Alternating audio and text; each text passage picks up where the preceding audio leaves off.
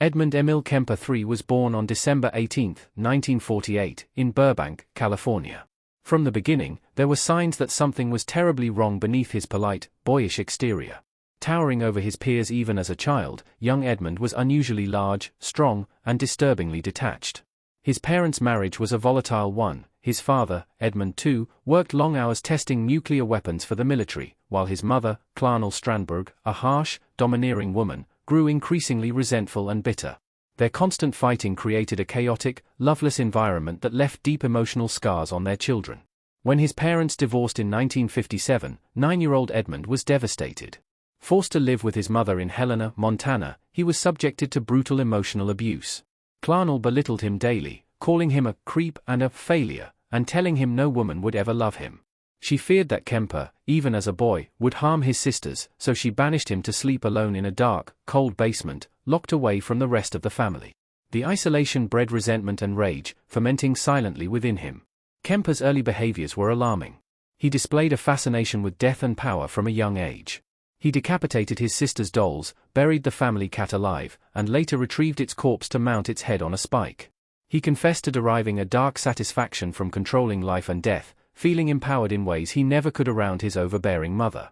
His fantasies grew increasingly violent and sexual, often intertwining images of death and control with women. Despite his towering size and sharp intelligence, Kemper was a loner. He fantasized about death and domination, yet outwardly, he seemed unremarkable, another lost boy from a broken home. Still, a dangerous pattern was forming, one that no one around him seemed capable of recognizing. By age 15, Kemper's internal rage was boiling over. Sent to live with his paternal grandparents, Edmund Sr. and Maud Kemper, in rural North Fork, California, he found little solace. His grandmother, Maud, was reportedly overbearing and critical, echoing the emotional abuse he had suffered under Clara. His grandfather, Edmund Sr., was elderly and distant. Once again, Kemper felt trapped, marginalized, and humiliated, but this time, the consequences would be far deadlier. On August 27, 1964, a seemingly minor argument with his grandmother escalated into lethal violence. In a moment of cold calculation, Kemper retrieved a .22 caliber rifle, a gift from his grandfather, and shot Maud Kemper once in the head and twice in the back as she sat at the kitchen table. But his rage didn't end with her death. In a frenzy, he stabbed her repeatedly, ensuring she was well and truly dead. Shortly afterward, his grandfather returned home from grocery shopping. Fearing the old man would suffer the shock and grief of discovering his wife's body, Kemper made another chilling decision. He went outside and shot his grandfather in the driveway, killing him instantly. Kemper calmly called his mother, Clara, to tell her what he had done. Following her advice, he contacted the police and waited quietly on the porch for their arrival, his hands unstained but his soul forever marked. When questioned, he delivered a statement that froze investigators. "I just wanted to see what it felt like to kill Grandma." The sheer brutality and emotional detachment of the murders stunned authorities. Court-appointed psychiatrists diagnosed Kemper with paranoid schizophrenia, citing his grandiose and bizarre behavior, and declared him a severe threat to society. He was committed to Atascadero State Hospital, a maximum security facility for the criminally insane in San Luis Obispo County. But inside Atascadero, Kemper's story took a darkly ironic turn. Rather than being a passive patient, he thrived. His high IQ, later measured at around 145, allowed him to charm doctors, study psychiatric methods, and manipulate evaluations. Remarkably, hospital staff trusted him enough to allow him to help administer psychological tests to other inmates. In doing so, Kemper gained a rare, chilling education in human behavior, learning what experts expected to hear and how to mimic sanity convincingly. During his time there, he created the illusion of progress. He was courteous, cooperative, and seemingly remorseful. He regurgitated the textbook answers that his therapists had taught him, carefully constructing the facade of a rehabilitated young man. His profound understanding of criminal psychology made him a master manipulator, the perfect predator in the making. Despite warnings from some staff members who felt uneasy about his release, Kemper was paroled on his 21st birthday in December 1969. Incredibly, authorities decided to release him into the custody of none other than Clara Strandberg, the very woman he had once cited as a primary source of his rage. It was a decision that would have horrific, irreversible consequences. Back under his mother's roof, the old patterns re-emerged. Clara continued her verbal assaults, belittling Kemper for his perceived failures and keeping him on emotional edge. Yet now, he was no longer a powerless boy, he was a massive, brooding man standing 6 feet 9 inches tall, with years of festering hatred burning inside him. As tension simmered, Kemper began to hunt in secret. Driving his mother's car along the highways of Santa Cruz, he would pick up young female hitchhikers, driven by a lethal combination of lust, resentment, and a desire for domination. At first, he merely drove them safely to their destinations, rehearsing his control. But soon, the urge to kill would overtake his self-restraint. The coiled darkness that had festered since childhood was about to be unleashed on the world, and no one was prepared for the carnage Edmund Kemper would bring. Following his release from Atascadero State Hospital in 1969, Edmund Kemper appeared to slip back into society without incident. Yet beneath the surface, his resentment, rage, and violent fantasies only grew stronger. Living once again with his mother, Clarnell Strandberg, in Aptos, California, Kemper found himself trapped in the very nightmare he had tried to escape. Their relationship remained toxic, filled with verbal abuse, psychological manipulation, and searing humiliation. Clarnell constantly criticized her son, berating his masculinity, mocking his failures, and warning him that no woman would ever want him. For Kemper, each insult was another ember fueling an already raging fire. His inner world darkened. He began to direct his fantasies outward, not just toward his mother but toward women in general. The more he imagined killing, the more he craved the sensation again. He understood he needed a method, a way to act without drawing immediate suspicion. It was during this period that Kemper noticed the vulnerability of female college students hitchhiking along the highways near Santa Cruz. In the early 1970s, hitchhiking was common and seen by many as a practical, even harmless, means of travel. To Kemper, however, it presented an opportunity, a chillingly easy one. In May 1972, Kemper struck for the first time since his release. He picked up 2 Fresno State students, Mary Ann Pesci and Anita Lucchesa, under the guise of offering them a ride. They never reached their destination. Instead, Kemper drove them to a secluded area where he overpowered and murdered them.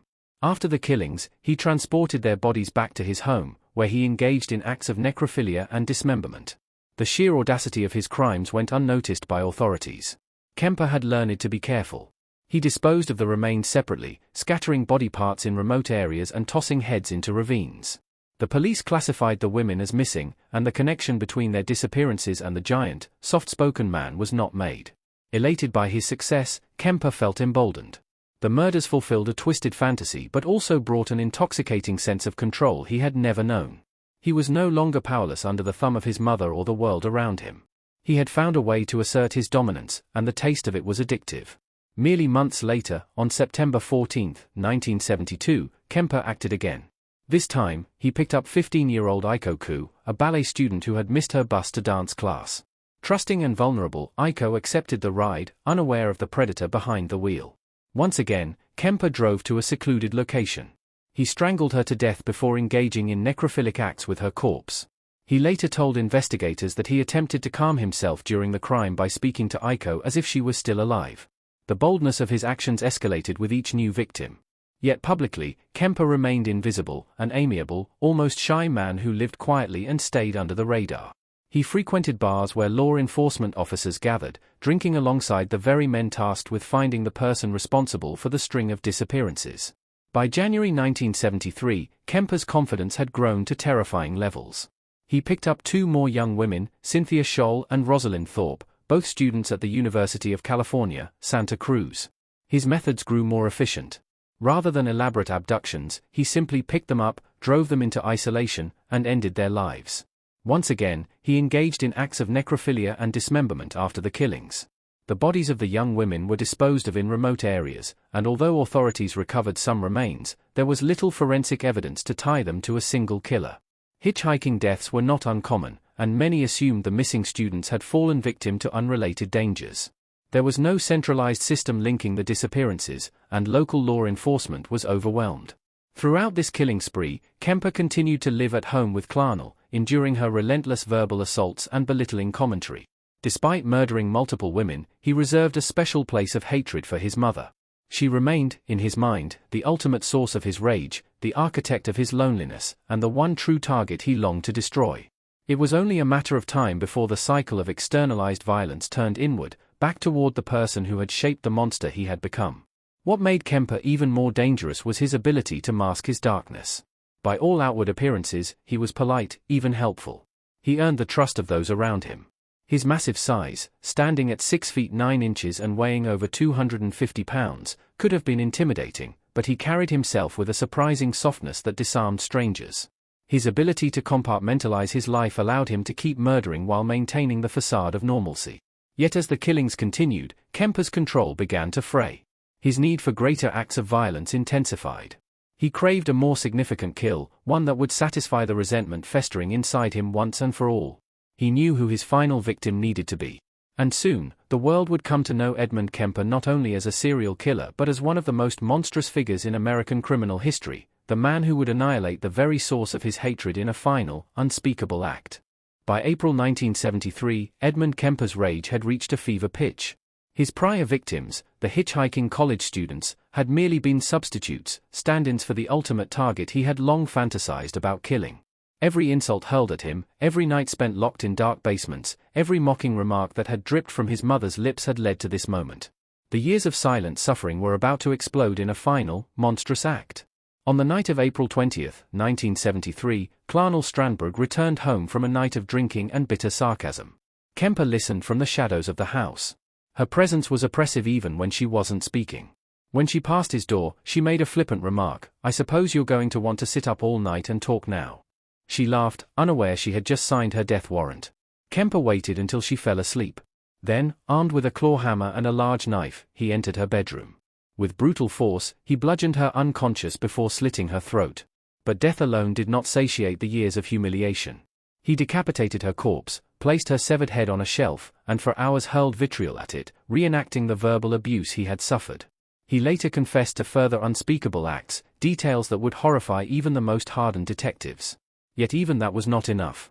Kemper called his mother's best friend, Sarah Sally Hallett, and invited her over under the pretense of a casual dinner. When she arrived, he swiftly strangled her to death, ensuring no close ally of Clarnell's would remain to mourn her. After the murders, Kemper didn't panic. He cleaned the house methodically, leaving no immediate signs of struggle. He spent the night with the corpses, pacing the empty halls, contemplating his next move. The following morning, he loaded the bodies into his car and set off, leaving behind the blood-soaked scene without a backward glance. He drove aimlessly for hours, crossing hundreds of miles without a clear destination. Somewhere in the bleak desert stretches between California and Colorado, the gravity of his actions began to settle in. The man who once outwitted psychiatrists and charmed parole boards now found no joy, no thrill, in his crimes. For Kemper, the murders had been the culmination of a lifelong internal war, and he had won. But victory had left him hollow. In Pueblo, Colorado, exhausted and emotionally drained, Kemper found a payphone outside a small diner. He called the Santa Cruz Police Department and calmly confessed to the murders of his mother and her friend. Initially, officers believed the call was a prank. Who would confess so casually to such atrocities? But when Kemper relayed intimate crime scene details, authorities realized the horror they were dealing with. Still, the sheer scale of Kemper's admissions went beyond what they could have imagined. At the station, during marathon interviews, he recounted the murders of 6 young women with chilling precision. He spoke of how he lured them into his car, his methods of subduing them, and the gruesome aftermaths. He spared no detail, offering his memories with the detached tone of someone recounting mundane tasks rather than monstrous acts. The trial of Edmund Kemper began in October 1973. He entered a plea of not guilty by reason of insanity. Psychiatrists dissected his mind, but unlike during his adolescence, they found him legally sane. Kemper understood the nature and gravity of his crimes. He had acted with full awareness, driven not by delusion, but by deep-seated hatred and pathological needs. On November 8, 1973, the jury returned a verdict of guilty on all counts. Without the option of the death penalty, which had been suspended in California, the judge sentenced Kemper to 8 consecutive life sentences. He was remanded to the California Medical Facility in Vacaville, where he remains to this day. Inside prison walls, Kemper adopted an unsettling routine. He became a model prisoner, offering his intelligence to assist in psychological assessments and even volunteering to narrate audiobooks for the blind. His voice, chillingly calm and articulate, has reached thousands in unexpected ways, an eerie legacy for a man capable of such terror. Over time, Kemper has granted a handful of interviews, providing a rare window into the mind of a serial killer. His reflections reveal a complex, almost tragic figure, a man fully aware of his monstrosity, who sometimes even seems to seek understanding, if not forgiveness. Yet no explanation can undo the horrors he inflicted, nor heal the wounds left in his wake. Today, Edmund Kemper is a relic of an era that came to be known as the murder capital years in Santa Cruz, California. But his name carries a singular infamy, not for how he appeared, but for the unimaginable darkness he concealed behind a polite smile and a calm demeanor. His story endures as a chilling warning that evil does not always wear a monstrous face. Sometimes, it wears the face of a neighbor, a friend, a helpful stranger offering a ride.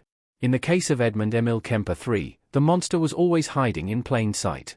Thank you for listening to Crime Echoes with Lewis. Please subscribe to my channel for more content like this.